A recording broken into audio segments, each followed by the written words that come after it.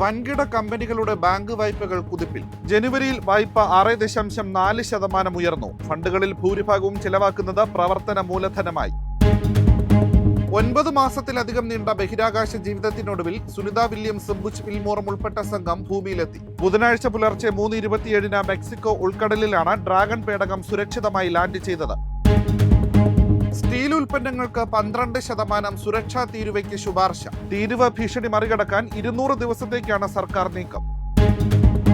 രാജ്യത്ത് കാറുകൾക്ക് വില ഉയരും. Tata Motors, Kia India, Maruti Suzuki എന്നിവയുൾപ്പെടെ ഇന്ത്യയിലെ മുൻനിര കാർ നിർമ്മാതാക്കൾ അടുത്ത മാസം മുതൽ വില വർധനവ് പ്രഖ്യാപിച്ചു.